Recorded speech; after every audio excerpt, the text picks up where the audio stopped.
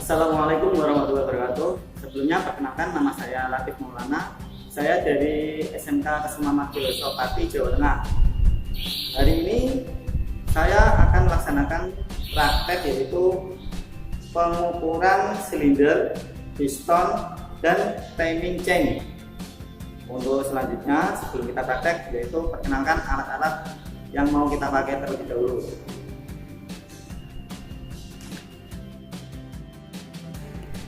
Untuk alat ukur yang kita pakai yaitu yang pertama jangka sorong atau vernier caliper ukuran 0 sampai 300 mm. Alat ukur berikutnya sama, masih jangka sorong, tapi ini ukurannya lebih kecil, yaitu 0 sampai 150 mm. Untuk alat ukur berikutnya yaitu mikrometer. Mikrometer ukuran 50 sampai 75 dan ukuran 75 sampai 100 mm. Untuk alat ukur berikutnya yaitu ada silinder bore gauge. Tidak lupa juga kita siapkan mikrometer stand atau stand mikrometer. Demikian alat ukur yang sudah kita siapkan.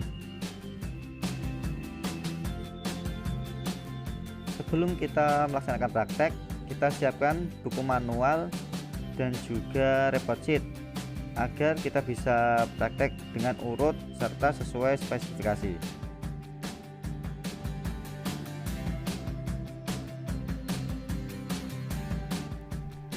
Pertama-tama kita ukur diameter dalam silinder menggunakan vernier caliper ukuran 0 sampai 300 mm.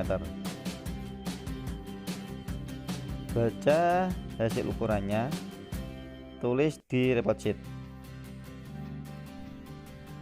Hasil ukur yang diperoleh tadi yaitu 75 mm, tulis pada lembar report sheet. Hasil ukuran tadi gunakan untuk menentukan replacement rod yang mau dipakai, yaitu 75. Kita ambil replacement rod ukuran 75. Rangkai bagian-bagian silinder bore gauge.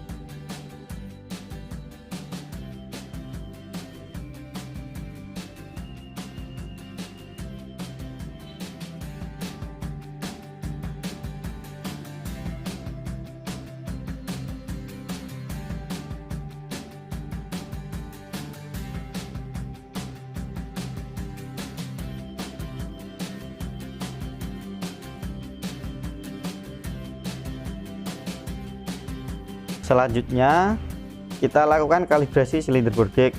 Untuk kalibrasi silinder bore gauge, yang pertama kita lakukan yaitu menyetel mikrometer pada ukuran 75 sesuai replacement rod yang kita ambil tadi. Kita taruh mikrometer di stand mikrometer atau mikrometer stand.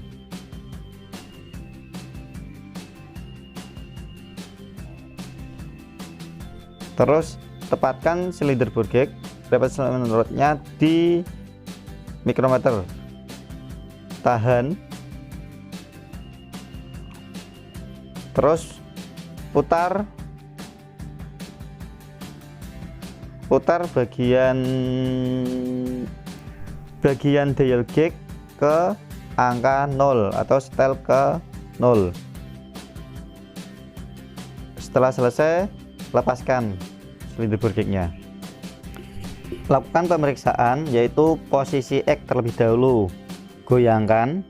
Apabila jarum pada dial gauge melebihi 0, yaitu hasilnya dikurangi. Kalau kurang dari 0, hasilnya ditambah.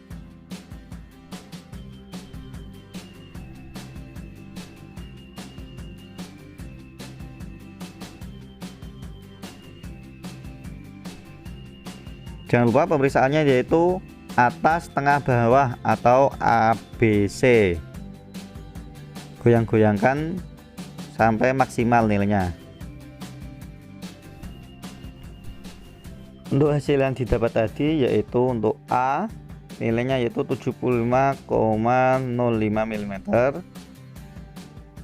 Terus untuk B yaitu 75,05 mm, dan untuk C yaitu 75,04 mm. Selanjutnya kita ukur posisi Y. Tidak lupa lagi tetap digoyangkan silinder boardgate-nya. Terus kita ukur juga posisi atas, tengah, bawah atau ABC.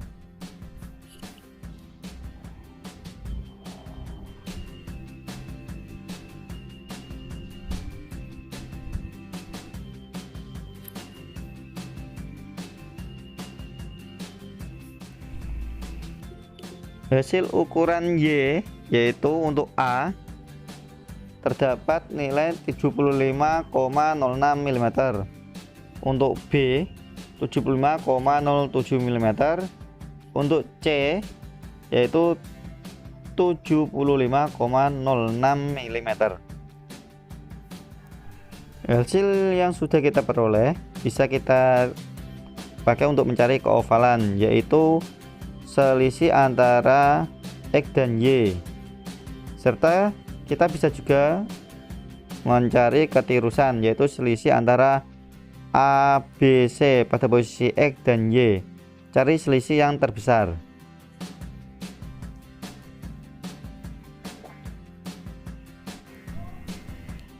Sudah didapat yaitu ketirusan maksimal silinder yaitu 0,01 mm. Terus ukur keovalan maksimal silinder yaitu 0,02 mm. Dan diameter dalam silinder terbesar yaitu 75,07 mm.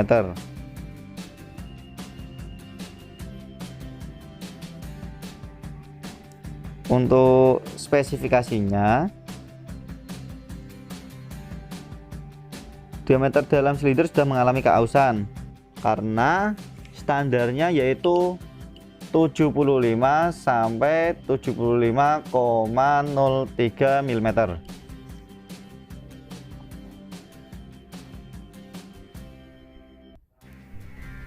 Selanjutnya kita lakukan pengukuran diameter luar piston menggunakan mikrometer. Mikrometer yang saya gunakan yaitu mikrometer ukuran 75 sampai 100 mm.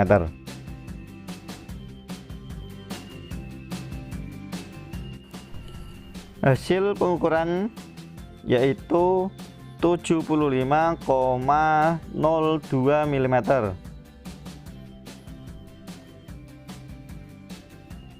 Untuk spesifikasi, diameter luar piston yaitu standarnya 74,96 sampai 74,99 mm. Jadi piston sudah mengalami keausan.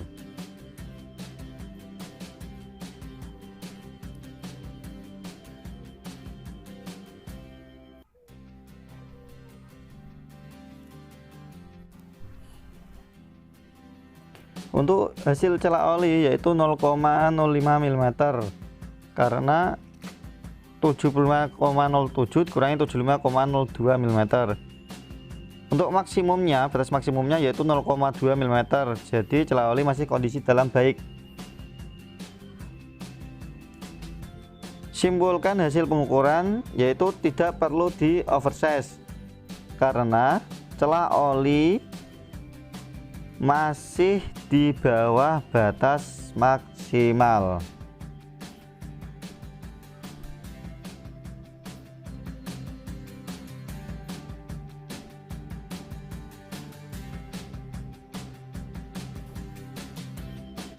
Selanjutnya pengukuran celah ujung ring piston. Kita menggunakan alat ukur namanya feeler gauge. Hasil ukuran yang kita peroleh yaitu 0,30 mm. Standarnya yaitu 0,26 sampai 0,39 mm.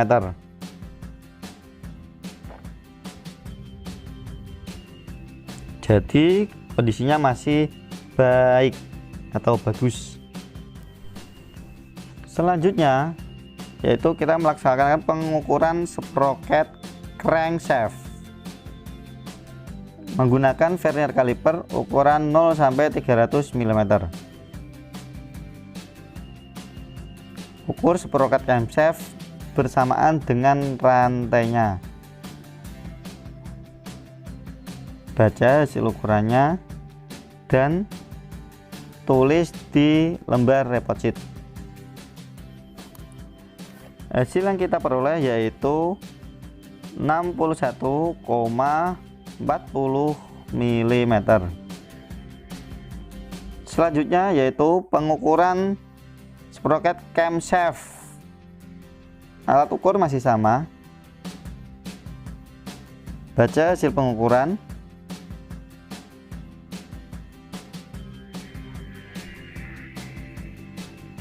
Tulis di lembar report sheet.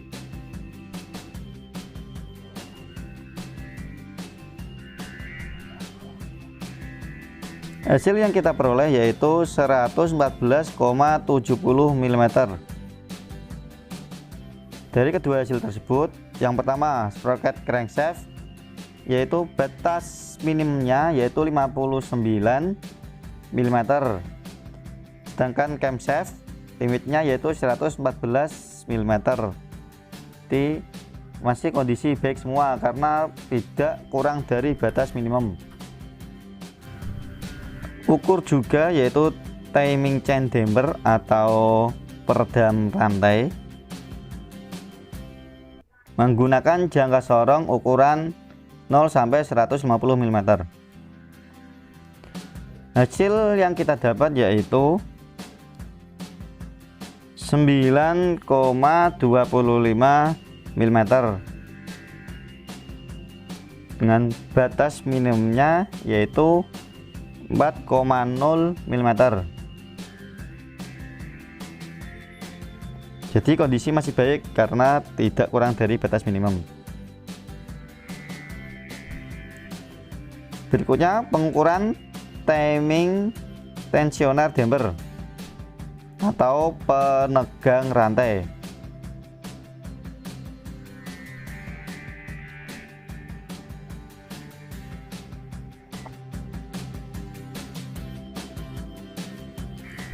Hasil yang kita peroleh yaitu 12,70 mm dengan batas minimum 12,0 mm. Jadi kondisi masih baik karena tidak kurang dari batas minimum. Kesimpulannya yaitu celah oli masih baik, jadi tidak perlu oversize. Yang kedua, timing chain masih baik, tidak perlu pergantian komponen. Setelah selesai praktek, alat dirapikan.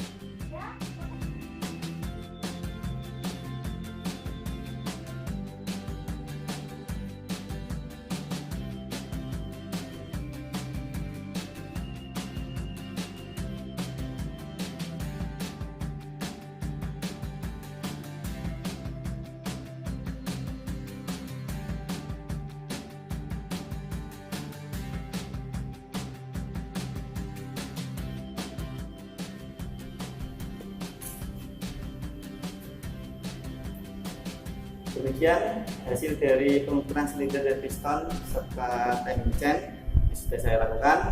Saya yakin pasti ada banyak kekurangan pada video yang sudah saya buat ini. Mohon koreksinya. Terima kasih. Wassalamualaikum warahmatullahi wabarakatuh. Salam sukses.